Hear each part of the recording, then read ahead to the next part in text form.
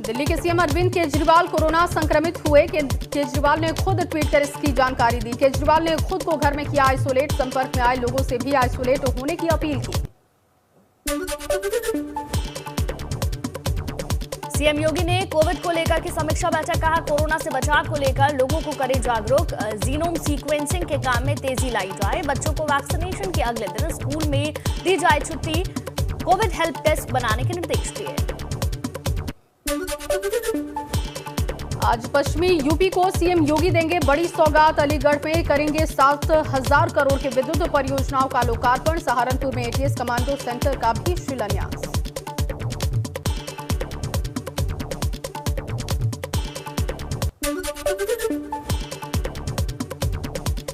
वहीं सीएम अलीगढ़ के छात्र छात्राओं को देंगे स्मार्टफोन और टैबलेट का तोहफा। मुख्यमंत्री वहां के करीब 2,000 छात्रों को आज स्मार्टफोन और टैबलेट बांटेंगे।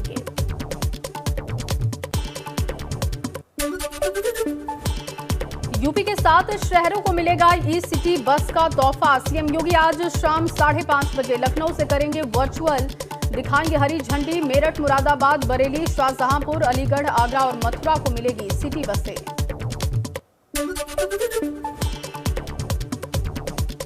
सोमवार को जेपी नड्डा ने लखनऊ में किया महारैली पर महामंथन। 9 जनवरी को लखनऊ में होगी प्रधानमंत्री मोदी की महारैली। भाजपा की रैली में 10 लाख की भीड़ जुटाने की तैयारी।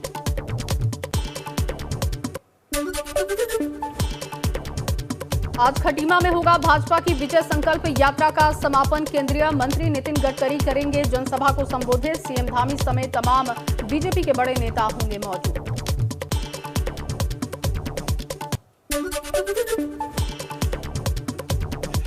किशोर उपाध्याय चुनाव से पहले दे सकते हैं कांग्रेस को झटका। भाजपा के प्रदेश संगठन महामंत्री से मिले किशोर, सूत्रों के मुताबिक 1-2 दिन में थाम सकते हैं भाजपा का दामन।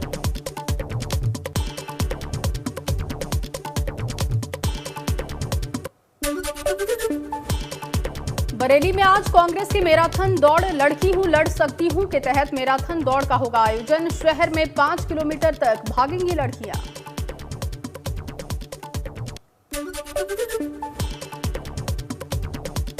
9 जनवरी को कांग्रेस महासचिव प्रियंका गांधी वाड्रा का उत्तराखंड दौरा। श्रीनगर और अल्मोड़ा में जनसभा करेंगी। प्रियंका के दौरे को लेकर कांग्रेस कार्यकर्ताओं में खासा उत्साह। समाजवादी छात्र सभा चलाएगा 2022 के चुनाव को लेकर vote for Akhilesh new Uttar Pradesh अभियान। हर यूनिवर्सिटी, कॉलेज, छात्रावासों में छात्रों के बीच जाकर करेंगे संवाद। पंपी जैन को लेकर कानपुर से वापस कन्नौज लेकर पहुंची आयकर टीम। कल पूरे दिन कई ठिकानों पर चली रेड। पंपी के भाई और बहनों के घर पर दोबारा से रेड की गई। कई बैग, संदिग्ध दस्तावेज और ज्वेलरी बरामद। प्रधानमंत्री नरेंद्र मोदी आज मणिपुर और त्रिपुरा का करेंगे दौरा। दोनों ही जगहों पर करोड़ों की विकास परियोजनाओं का उद्घाटन और शिलान्यास करेंगे। नेशनल हाईवे की भी आधारशिला रखेंगे। दिल्ली में लगातार बिगड़ती कोविड सिचुएशन को लेकर आज सुबह 11 बजे डीडीएमए की बैठक। इसमें कोरोना के हालातों पर समीक्षा की जाएगी। मेरठ में प्रसपा की रैली में मची भगदड़। कंबल वितरण के दौरान बेकाबू हुई भीड़। महिलाओं सहित कई लोग भगदड़ में दबने से घायल हो गए। प्रसपा योजन सभा ने राष्ट्रीय अध्यक्ष अमित जानी ने बुलाई थी जन संकल्प रैली। कंबल वितरण के नाम पर जुटी थी हजारों की भीड़। आयोजक अमित जानी को पुलिस ने हिरासत में लिया। देवरिया में किसान रैली को संबोधित करने पहुंचे डिप्टी सीएम केशव प्रसाद मौर्य ने विपक्ष पर निशाना साधते हुए बोला कि अखिलेश जी ऑटोमेटिक मशीन बनते जा रहे हैं। कहा पिछली सरकार में सिर्फ 5 शहरों को ही मिलती थी बिजली। कहा 2022 में दोबारा कमल खिलने से रोक नहीं पाएगा विपक्ष। बलिया में आयोजित पिछड़ा वर्ग सम्मेलन में उत्तर प्रदेश के उप मुख्यमंत्री केशव प्रसाद मौर्य ने कहा कि अगर आपने पिछड़े वर्ग से आने वाले नरेंद्र मोदी को पीएम न बनाया होता तो अयोध्या में श्री राम लला का भव्य मंदिर का निर्माण, जम्मू कश्मीर से धारा 370 का अंत और बाबा विश्वनाथ का भव्य धाम बनकर तैयार न हुआ होता। सपा पर हमला बोलते हुए केशव मौर्य ने कहा, समाजवादी पार्टी 2022 में छोड़े प्रयास, 2027 में करे प्रयास। डिप्टी सीएम ने जनता से अपील करते हुए कहा, 2022 में 2017 से बड़ी जीत दिला दीजिए, फिर अखिलेश यादव विदेश यात्रा पर चले जाएंगे, जैसे कांग्रेस के पूर्व अध्यक्ष राहुल गांधी चले गए हैं।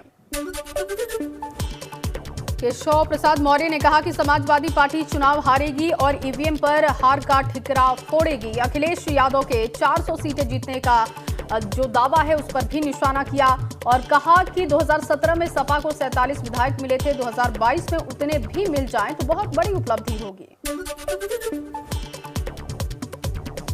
एआईएमआईएम प्रमुख असदुद्दीन ओवैसी मंगलवार को मुरादाबाद में शोषित वंचित समाज सम्मेलन को संबोधित करेंगे। कुंद्रकी विधानसभा क्षेत्र में होगी जनसभा। मुस्लिम मतदाताओं का गढ़ है कुंद्रकी। 3,60,000 मतदाता में 2,10,000 है मुस्लिम वोटर्स की संख्या। मंगलवार को अलीगढ़ के दौरे पर सीएम योगी आदित्यनाथ कासिमपुर में पावर हाउस में 660 मेगावाट विद्युत प्लांट के साथ ही 113 परियोजनाओं का अलीगढ़ को देंगे सौगात। छात्रों को टैबलेट भी वितरित करेंगे सीएम।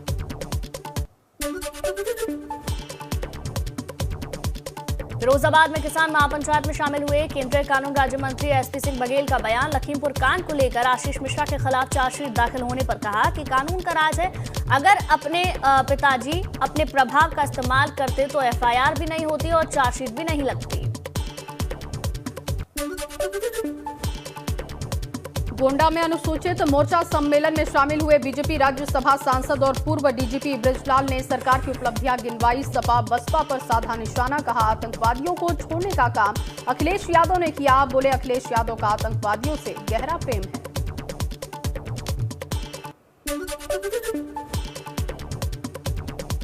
पीलीभीत में बीसलपुर विधानसभा में भाजपा विधायक राम शरण वर्मा सैकड़ों समर्थकों के साथ धरने पर बैठे। आवारा पशुओं के फसल नुकसान के मुआवजे समेत गन्ना किसानों का भुगतान न होने से नाराज विधायक ने 9 सूत्रीय मांगों को लेकर अनिश्चितकालीन धरना शुरू किया।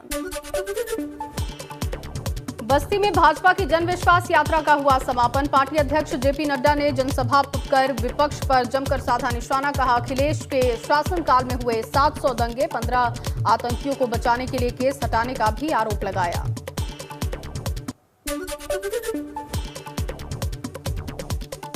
लखनऊ में आंगनवाड़ी वर्कर्स और सहायिकाओं के सम्मेलन में शामिल हुए सीएम योगी। 754 आंगनवाड़ी केंद्रों का किया लोकार्पण और शिलान्यास।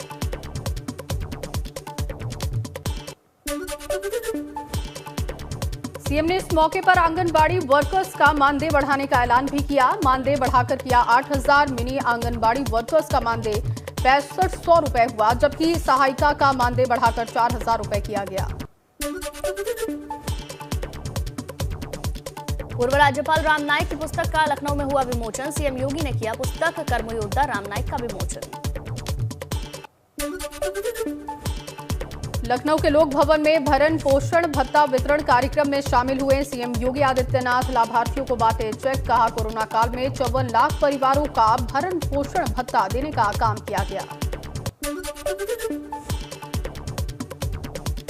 अमेठी में मुख्यमंत्री योगी आदित्यनाथ ने राहुल गांधी को बताया एक्सीडेंटल हिंदू। बोले दुर्भाग्य से लिया भारत में जन्म, विदेश में भारत के खिलाफ, तो केरल में अमेठी में की जनता के खिलाफ बोलते हैं राहुल गांधी।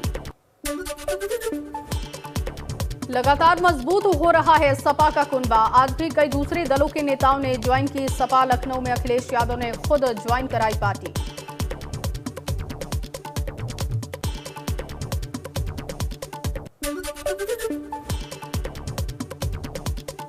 ज्वाइनिंग कार्यक्रम के चलते समाजवादी पार्टी कार्यालय जाने वाले रास्ते विक्रमादित्य मार्ग पर लगा रहा भीषण जाम। घंटों खड़ी रही गाड़ियां, चालकों को करना पड़ा परेशानी का सामना। देहरादून में दिल्ली के सीएम अरविंद केजरीवाल का बड़ा दाव। सरकार बनने पर जनता को देंगे 24 घंटे बिजली। सीमा पर शहीद होने वाले परिजनों को 1 करोड़ की सम्मान राशि देने का ऐलान।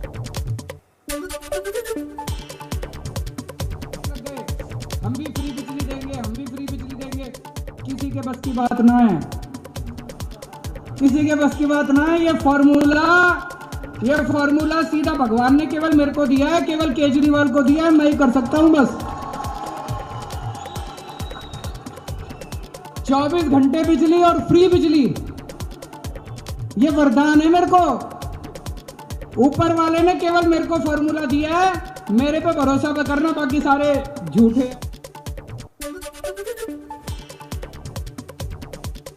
चुनाव आयोग ने 5 चुनावी राज्यों को चिट्ठी लिखी। चिट्ठी में तेजी से वैक्सीनेशन करने को कहा गया। योग्य लोगों को दोनों डोज का टारगेट पूरा करने और तेजी से वैक्सीनेशन कर इसी को रिपोर्ट सौंपने को कहा।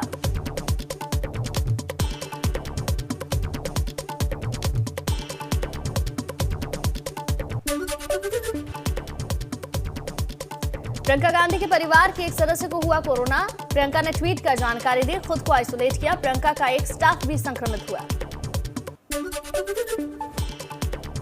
केंद्रीय मंत्री डॉक्टर महेंद्र नाथ पांडे ने चंदौली मुख्यालय के सकल डीहा मार्ग पर नवनिर्मित रेलवे पुल का वर्चुअली किया लोकार्पण। अचानक ज्यादा तबीयत खराब होने से यशोदा हॉस्पिटल में भर्ती करवाए गए। कोरोना पॉजिटिव पाए गए हैं केंद्रीय मंत्री महेंद्र नाथ पांडे। लखनऊ में भी हुई बच्चों के वैक्सीनेशन अभियान की शुरुआत। सिविल अस्पताल पहुंचकर सीएम योगी ने की वैक्सीनेशन की समीक्षा। मीडिया से बातचीत में बोले, ओमिक्रॉन को लेकर घबराने की जरूरत नहीं। कोरोना के नए वेरिएंट पर सीएम योगी ने कहा कि ओमिक्रॉन तीसरी लहर का बन सकता है कारक। फिर भी दूसरी लहर के मुकाबले ओमिक्रॉन कमजोर है। तीसरी लहर को लेकर पर्याप्त है बेड। प्रदेश में ओमिक्रॉन के अब तक केवल 8 मामले आए हैं, जिनमें से 3 मामले पहले ही नेगेटिव हो चुके हैं। शेष होम आइसोलेशन में है। प्रदेश में कोविड-19 के कुल वर्तमान में 2261 एक्टिव केस हैं, जिनमें से 2100 से अधिक होम आइसोलेशन में है। यानी ये होम आइसोलेशन में इतने मामले होने का मतलब ये चीजें दिखाती है कि जो वायरस है कमजोर पड़ चुका है, अब उसका उतना प्रभाव नहीं है। लेकिन हमें सतर्कता और सावधानी बरतनी होगी। राज्य सरकार ने इसी सतर्कता को ध्यान में रख करके नाइट कर्फ्यू लगाया है। सार्वजनिक स्थलों पर भीड़ भाड़ रोकने के लिए और अवेयरनेस के लिए पब्लिक एड्रेस सिस्टम का उपयोग किया गया है। वैक्सीनेशन के कार्यक्रम को तेजी के साथ आगे बढ़ाने का कार्य किया जा रहा है। मुख्यमंत्री ने बताया, प्रदेश में कितने कोविड और कितने ओमिक्रॉन के केस हैं। ओमिक्रॉन के सिर्फ 8 मामले। कोरोना के प्रदेश में 2261 केस हैं। साथ ही कहा, सावधान और सतर्क रहने की जरूरत है।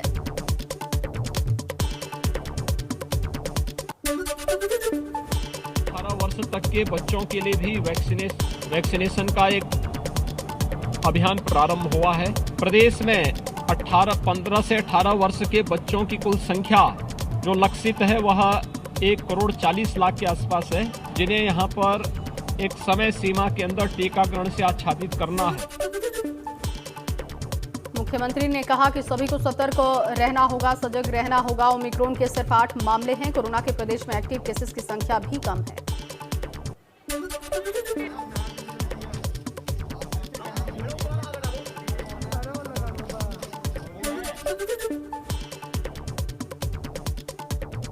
वहीं वैक्सीनेशन के लिए छात्राओं की लंबी कतारें लगी। कल से शुरुआत हुई 15 से 18 साल के बच्चों को वैक्सीन लगने का सिलसिला।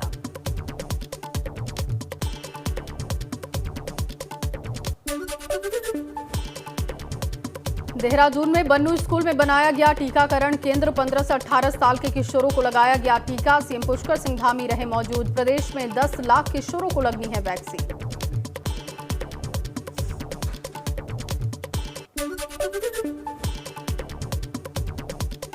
गाजियाबाद में वैक्सीनेशन के 100 से ज्यादा बनाए गए केंद्र। यहां 15 से 18 साल के बच्चों की संख्या है 2,34,488। वसुंधरा इलाके में सुबह से ही वैक्सीनेशन सेंटर पर बच्चों की लाइन लगी हुई नजर आई। लखनऊ के मेदांता हॉस्पिटल में बढ़ते जा रहे हैं कोरोना के मामले। अस्पताल स्टाफ के कई लोग कोरोना से संक्रमित हो चुके हैं। लखनऊ के प्राइवेट अस्पतालों में भी मिले कोरोना के मामले। डीएम के आदेश के बाद स्टाफ और डॉक्टर्स की जांच की गई।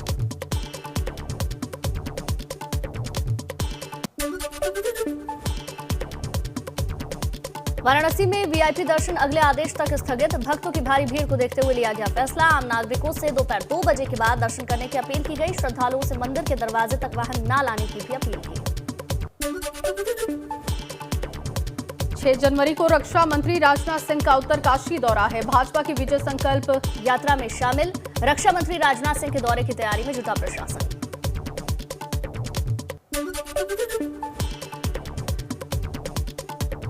हरक सिंह रावत और भाजपा विधायक दिलीप रावत के बीच जुबानी जंग तेज हो गई है। हरक सिंह ने पुत्रवधू के लिए लैंसडाउन से टिकट की पेशकश की है। परिवारवाद पर दोनों नेताओं में जारी है जुबानी जंग।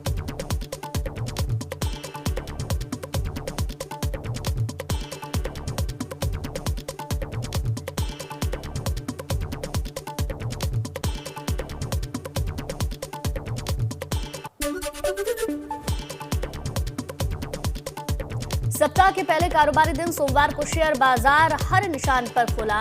459 अंकों के उछाल के साथ 58,253 के स्तर पर बंद हुआ सेंसेक्स। वहीं 271 पॉइंट की बढ़त के साथ 17,625 के लेवल पर हुई निफ्टी की क्लोजिंग।